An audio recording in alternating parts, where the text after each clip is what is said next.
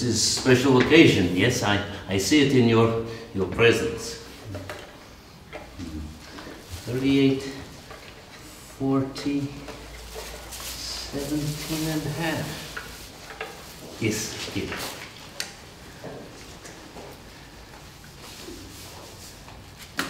You are wise to come to me.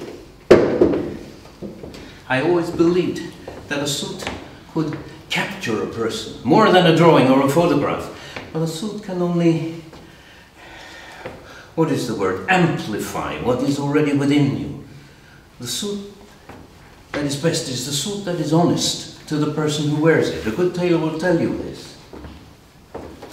The cut, the shear, the details, all will mean something. The cut of the neck, it points to the heart.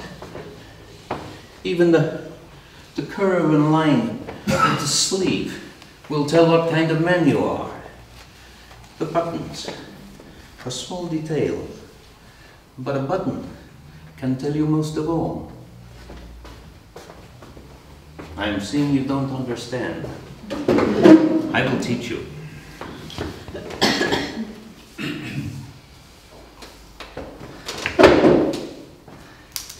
I have been a tailor now for 40 years, but at 8 years old I saw what a good shirt could do for a man. There were qualities I would years later learn to look for during an apprenticeship in a quiet alleyway in Little Moscow. Dubrov Street. You know it, huh? Well, this shirt, the pinpoint cotton, had a perfect opaque shear that caught the light. Above the sleeve, a gauntlet button sat in a perfectly horizontal hole, hand-sewed with irregular stitching. And the buttons, they would turn out to be ivory.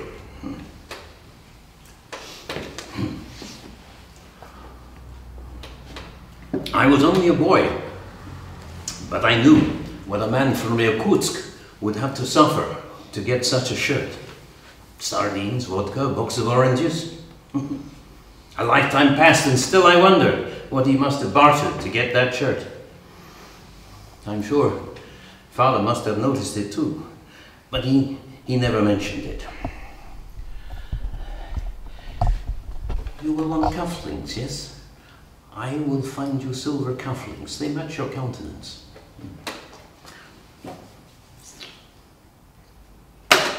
You understand, my sister Sveta, she had never brought a man home to our family's apartment before. She worked long hours selling Sobrani cigarettes off the Angara train. Mother told her always she was pretty, but it was clear to me she struggled with the qualities that would allow most girls her age to already be married. Sveta would be expected to find a husband soon. But I think even my mother was surprised at the man who climbed 6 flights up to knock on our door. I was the age my grandson is today. But I can tell you, this was a handsome man and a beautiful shirt.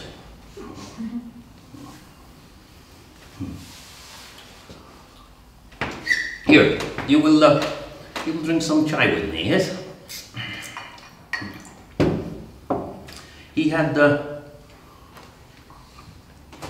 thick black curls for hair. Men in Russia are known to have great passion, this word fortitude. Russians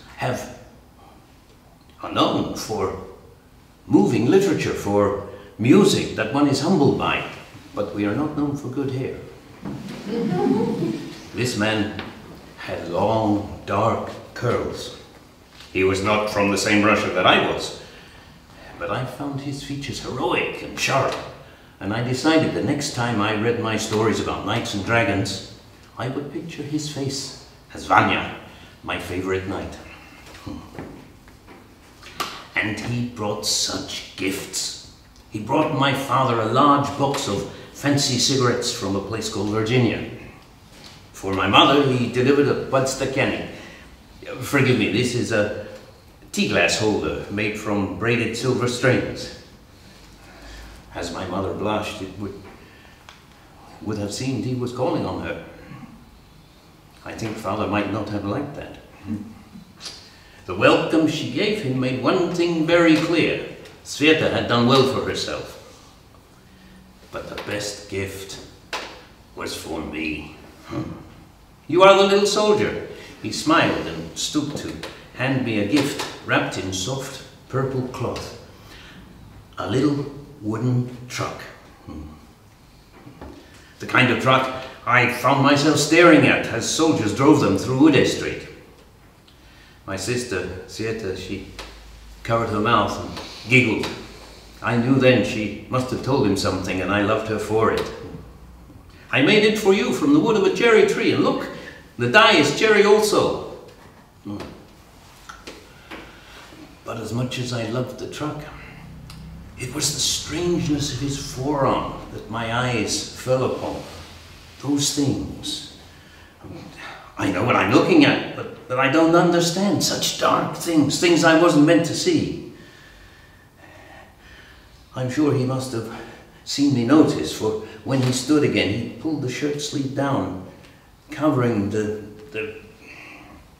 But it was not erased from my mind, nor father's. Father froze.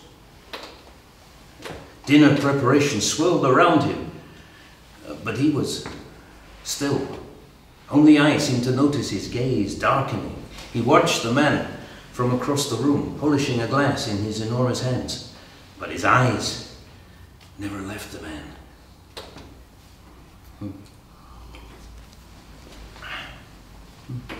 Persian silk will make a wonderful tie. I've always loved the touch of Persian silk.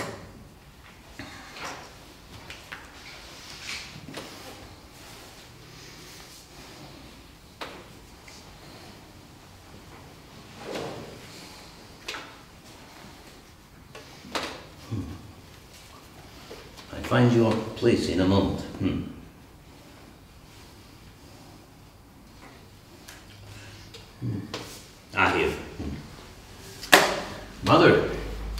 Mother had spent a week making dinner.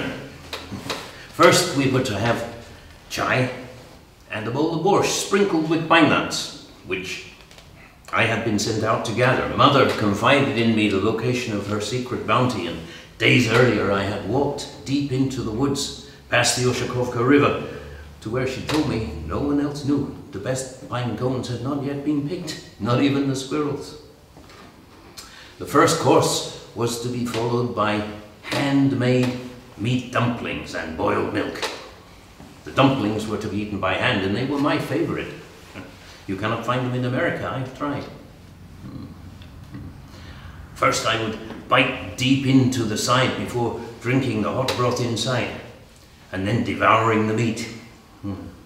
But the real treat was the quail. It was being kept hidden on the stove, but I could smell it there, even if it was meant to be a surprise. Yet I turned back. In the middle of the celebration was my father. He was motionless, never uttering a sound. But it was as though he was drawing the light from the room just by fixing his gaze on my sister's suitor. I know he must have seen what I saw, his secrets carved onto my father. My father is the strongest man I have ever known, but he's not always a kind man. Years earlier, when the roads and railways were bombed, he limped alone through the Siberian winter, past abandoned and burned cities, all the way home to Irkutsk. I am told when they cut off his foot, he didn't shed a tear, but he didn't smile much after that. And while he cared for his family, he lived for Russia, for Россия. I have never understood why he loved the country that treated him so poorly. During the war, he volunteered his stature to fellow soldiers, but set fire to it himself when it became clear the Allies would take it. He was never compensated. When the frost turned his foot into a stump, he was given a medal and told he would be compensated, told he would be taken care of, but maimed with a wooden foot and no longer able to work as a respected policeman, he now spent his days in the unbearable grime and heat of a hinge factory as a steam press operator. But Russia could do no wrong in Father's eyes, even during the great purges and the whisperings about the night raids of the NKVD. He finally moved when we took our seats at the dinner table. Now, I always sat facing our apartment's largest window, but tonight I was bold and took the chair opposite the kitchen so that I could sit next to the man who courted my sister. He tousled my hair when he saw me looking at him, and then pulled out the chair beside him so that Sveta could sit there.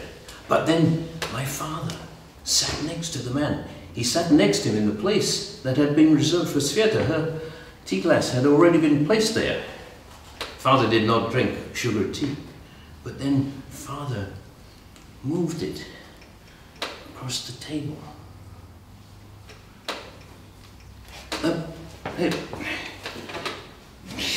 Let us,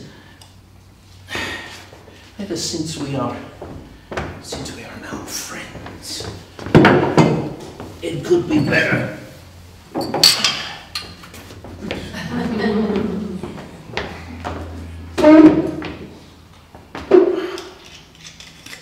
It's better. Good. Where was I?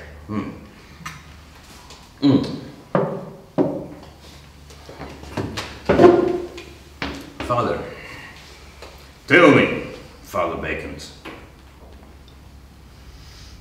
It is tradition for guests at dinner to lead the family in prayer. Would you lead our family in a good Christian prayer? But something in Father's voice sounds more threat than invitation. Jewish, breaks in Sveta. Papa, he is Jewish. If you like, the man says, I could teach you a prayer my great-grandfather taught me in Moscow when I was a boy, like your own. No, no, interjects Father. This is not necessary. And then Father folded his hands and said a prayer I had never heard before. Blessed is Russia. Blessed is the family. Blessed is my wife who warms our house with food and with the music of her chanza. Blessed is my son Nico, who is quiet but strong and who will soon grow the strength of a cub.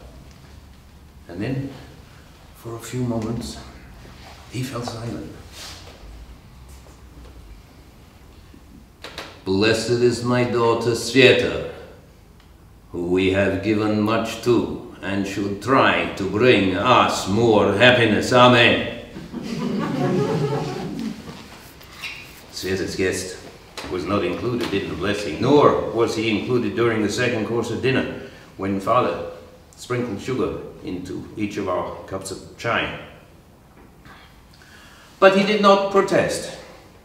Instead, he stood and told a story. In Hasidic literature, there is a story about the angel of death taking the form of a beggar and asking for charity as you pass.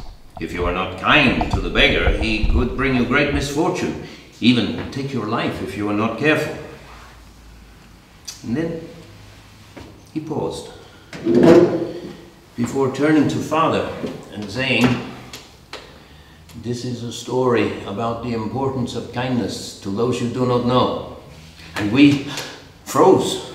No one had ever questioned Father before. Sveta dropped a spoon and some tea spilled on the table. She quickly picked up her napkin, but became preoccupied with folding the corner of the cloth and dabbing it to her lips. Father brushed aside his boiled milk. He stood and walked to his cabinet, where he produced a bottle of vodka. His wooden foot echoed with his footsteps. He poured a single cup for himself before putting the bottle away. Sveta quickly reached across the table and touched the man's hand, but withdrew it again when Father glared. But the man would have none of it. He reached across the table and he took Sveta's hand in his. "I love your daughter." This was all he said, but his arm, in all its shame, was for the first time exposed to the whole table. He knew we could see it, that we had seen it.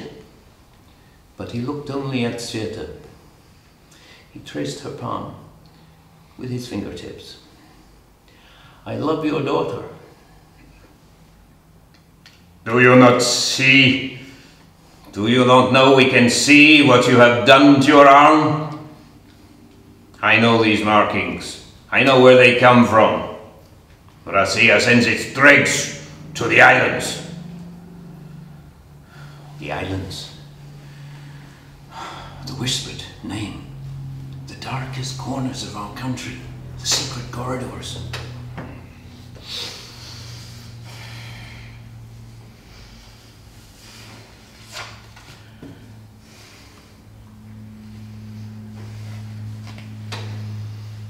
"Take off your shirt," Father orders. But the man sits quietly. "Take off your shirt!" When the bear began to roar, Mother could not calm him. "I want to see this man my daughter has brought into my home." I do not know who was stronger. My father was broad like an oak tree that grew thicker and stronger each year, but the man looked as though he had been carved out of marble. "I was a teacher of Jewish literature," the man says. "That was my crime." "Take off your shirt!" Father lunges and tries to pull at the man's sleeve. Between the sounds of tea glasses breaking and plates falling, there is the harsh sound of ripping fabric, and I watch this cotton shirt shred like paper. And then we saw that it was more than his forearm that was painted with ink.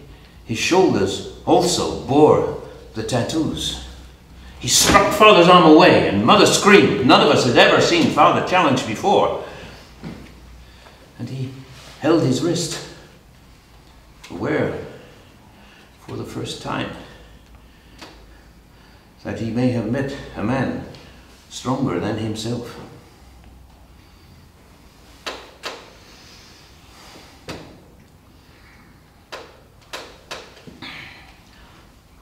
Our youth priest once told me to imagine God's face as that of my father, and it was a strange and terrible image that came to me as I watched this man's black eyes judge this kind man, his heavy beard heaving over deep breaths. Father hunched back with his arms opening with claws instead of fingers. But the man with the kind face was not afraid. He was sad. "Take off your shirt," Father commanded. Our apartment is filled with a quiet I cannot endure. In that moment, it is so empty. I heard sounds I had never heard before. The wheeze under this old man's breath, the floor scratching under his missing foot, even the snow falling outside our window. The man kneeled back and picked up a chair that had been knocked over he straightened the rug that was Mother's favorite. "You want to see?"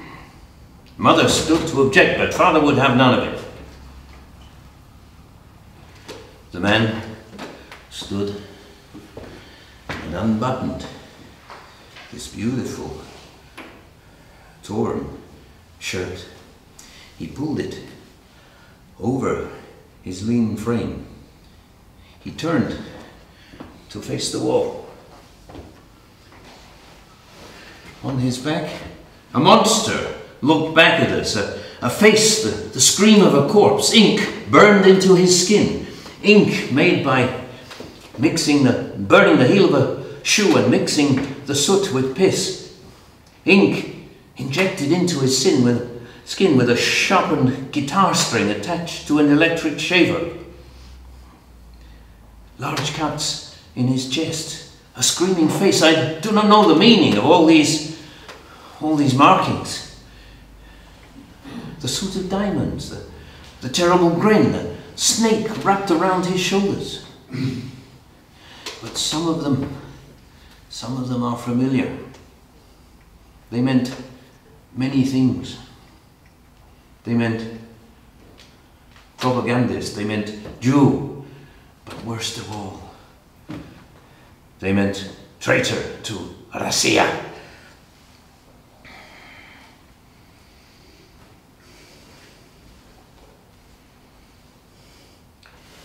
It is a long time before anyone speaks. Even Father seems to hold his breath before speaking again. "You must leave now." Silence. The kind man looks at Sveta. He turns to Father. "My friend, you have been hurt also. I see that you limp. Can I ask how?" "You must leave now." I wanted Sveta to yell, to shout, to protest, but she did not. And then a new horror revealed itself. I looked at my poor mouse of a sister, and she understood Father's anger, even though I could not. I wanted him to be my friend, to be my older brother. But Sveta understood the code of our house. One could not question Russia. This man had questioned Russia. And even though it was the same Russia that had taken my father's foot, his house, his job, and his pride without ever giving back, still, this man could never question it.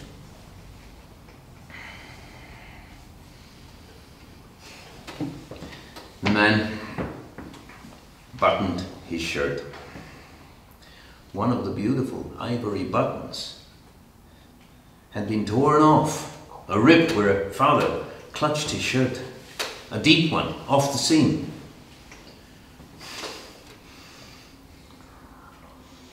A funny thing,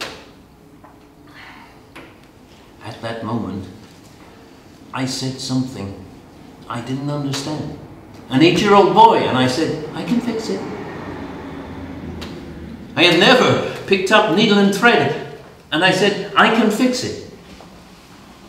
Even as a boy, my first thought was what I could do to repair this beautiful shirt.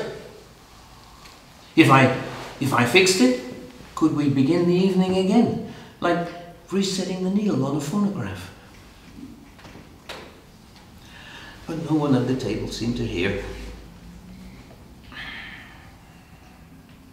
Mother quickly fell to the floor, searching for the ivory button, but it was lost in the shattered porcelain of our family's finest plates. The kind man quickly knelt and pulled my mother up by her hands. Still, he smiled. "Sveta, show this man the door."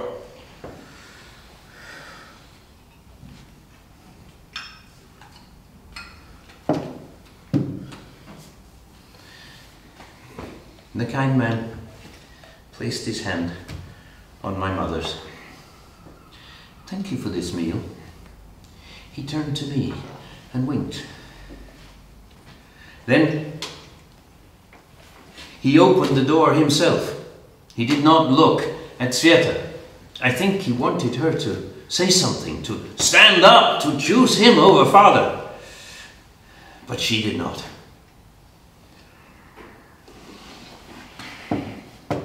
From the lightless hall of our apartment, he turned to father. I wondered if this was because he would not want to question a man in his own house. He leaned in to speak quietly, but we all heard what he said. "I am a teacher of Jewish literature. I am not a criminal. Do you think I would do this to myself? Do you think it was a choice of mine to put these marks on my body?" And then Sveta rose. She moved with such purpose that father stumbled back a step. She walked to the door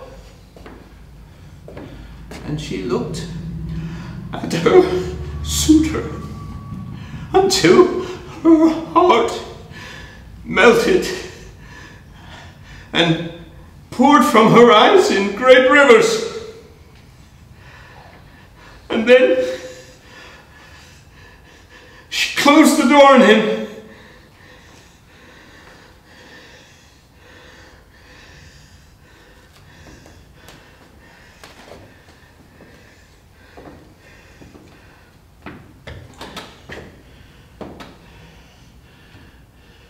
And all was still. Then Sveta pulled out father's chair so he could sit at the head of the table. I remember father sitting, smoothing his shirt with his enormous hands over his slowly heaving chest. I remember realizing for the first time how old he looked and thinking he was nothing more than a machine that was slowly breaking down. I remember thinking he would shed parts by the side of the highway, a hinge here, a pipe there, another leg here, a hand there. Eventually, his shell would be left in the fields outside the city, a rusted relic the country would not pay to scrap. Sveta's eyes had tears, but she would not let out a sound. Father looked to us all. Then he pointed Mother across the room. Mother picked up her chanza and began to play father's favorite song. Father ate. And when he would do such a thing, it was clear that we would also. Quail could be eaten only once a year.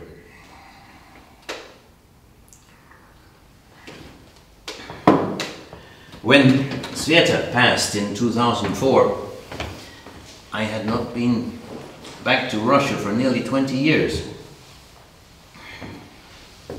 She married a man who worked with father at the hinge factory, who brought her enough money for heat, but little else. While emptying her apartment off the Angara train station, my son and I would find not many items by which to measure a life. But in the bottom drawer of her dresser, I found a little wooden truck. And in an old cigar box, an ivory button, so carefully preserved that the string was still threaded through it, even though it had been broken so many years before.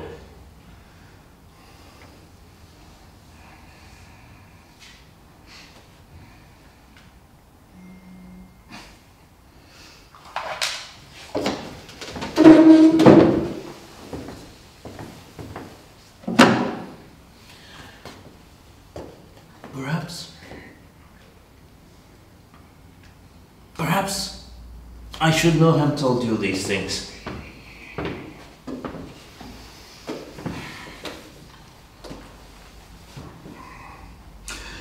It is late, it is late. My children tell me I work too late for my age. Come, tomorrow.